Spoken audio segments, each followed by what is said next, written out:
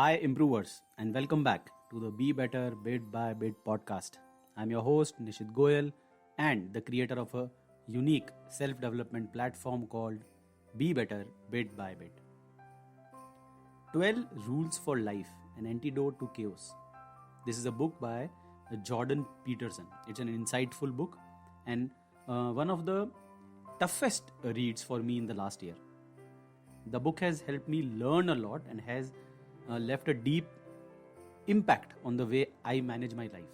So I thought, why not cover the book in my episode? This is not a book review episode, but about a specific chapter in the book and its connection with life in general.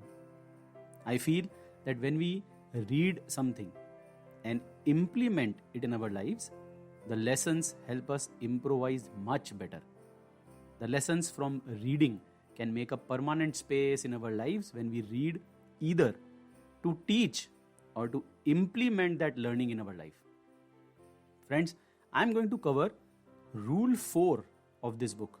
That is, compare yourself to who you were yesterday, not to who someone else is today. Jordan Peterson says that as our modern cities accept more people, we are becoming one amongst many. I spent my teen years in a small city and then moved to the city of dreams, that is Mumbai. The city of lakes in the state of Rajasthan was small, beautiful, and had its small city charm. A handful of people who, when created something unique, would immediately leave a mark on the society. Thanks to technology, we all got the chance to connect with the other 8 to 9 billion inhabitants on the earth. We got to know each other. We are reading each other's work and engaging in a meaningful way. But with more communication came more exposure, and then came more comparisons. 30 years back in my small town, there were a few cobblers, a few artists, musicians, and a few writers. And they all were good in their individual art. So, comparisons were there, but they were limited. Comparisons helped them improve. In just a few years, things changed. No matter how good you are at something, there is someone better than you in the extensively connected world. Note that this case or situation was always there. It's just that you and I were unaware. Now, with the connected world, we are gradually coming in connection with all of these comparisons and exposure. Friends, we are all racing on a highway where no car is behind or ahead of the other. The more you race past the other, the result is just one: losing more fuel, resulting in nothing. You still are behind someone else. We are not equal in our abilities and will never be. If you win, that doesn't mean I lose. We are not running a zero-sum game. As Jordan says in his book, in a million years, who's going to know the difference? Friends, we all play multiple games during the day. We compete with others in a few of them and acting solo in others. You excel in those games that match your skills, capabilities, and strengths. And you lag in others. That gives rise to comparisons. You might say to yourself, I should be winning at everything. But that is the voice of a foolish mind. Because winning at everything is not necessary. Improving at everything is. Tell your foolish mind to mend its ways and target improvement, then win. The game you played, are playing, and plan to play might be similar to mine, but the combination of these multiple games cannot ever be the same for you and me. I might be playing 10 different games in my day. For example, I am a banker, a writer, an avid reader, an author, a podcaster. I am a long distance runner, a husband, a father, a coach. And even if you might be playing a few of these games, you are not playing all of them. your other games are much different.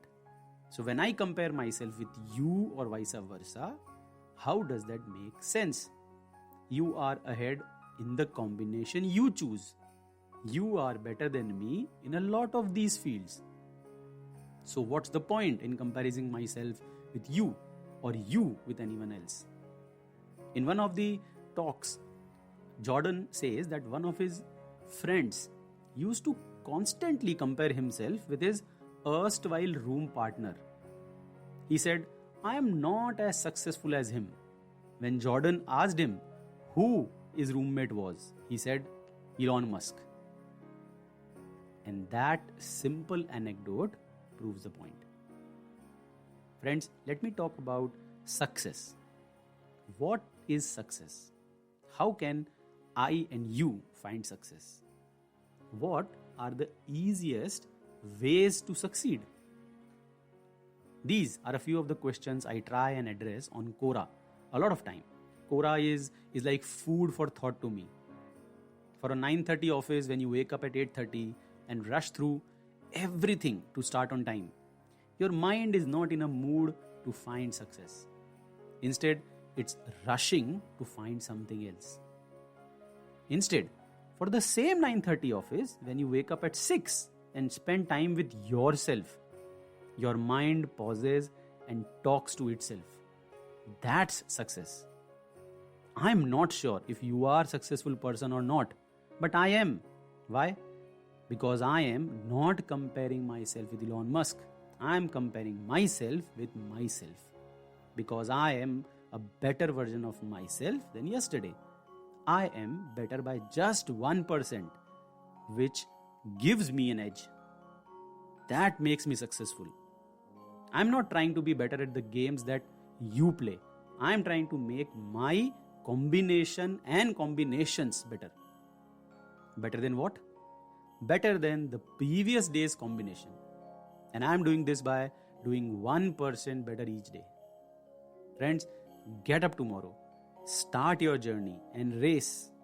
Race past your yesterday's self. Set benchmarks for yourself and beat them every day. That will set you in motion to move forward, and then you will never look back. Today, you and I are playing a lot of games in parallel. You might not be winning in each of them, but you are playing. So we are changed for permanent. Challenge is not to win in each game, but to learn from everything. Now, let me talk about the presence of comparisons in our life. You get compared with your office colleagues to get a better share of that bonus kitty. You get compared with your siblings in a quest to get more love from your parents. You get compared with your friends on the scale of success. Your spouses compare you, your kids compare you, and you compare them. Stop comparing. Stop comparing your games with someone else. Success means the moment I stop comparing myself with others and instead compare my today's version with my yesterday's version. Friends, let me ask you a question. When did you last compare yourself with yourself? You are a product of years of learning, practice, experiences, failures, trials, successes, and ups and downs. I am a product of the same ingredients. Does that make you and me comparable? No. Because the kitchen and the cook are different.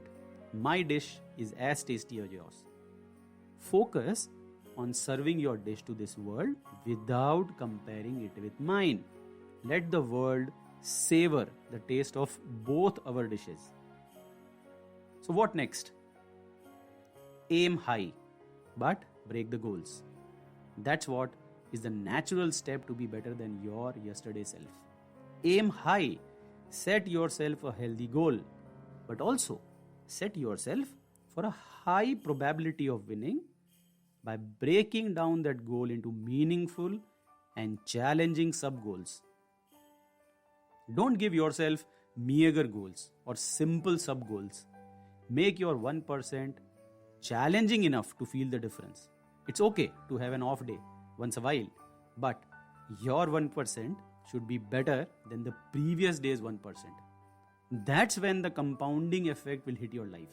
And when the magic of compounding begins, there is no stopping. Friends, we are more than 9 billion people on this planet Earth. In a few years, we will land on Mars. We all started with the same cosmic bang, but we all created a different identity and genome of our own. You and I will never be the same. But today's I can be different from yesterday's I. And all of that depends on how and with what I compare myself.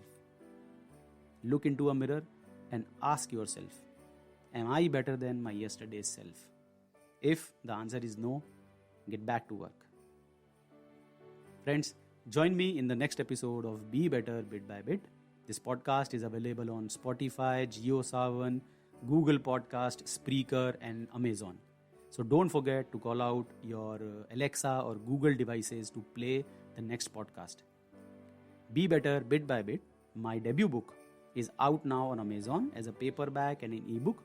So grab your copy and leave me a feedback. You can also follow the Be Better Bit by Bit platform on Facebook, Instagram, LinkedIn, and YouTube, where you can view and experience a lot of exciting stuff on self-development and the unique challenges and methods we use to bring small and tiny improvements in your life. So friends, till next time, bye-bye.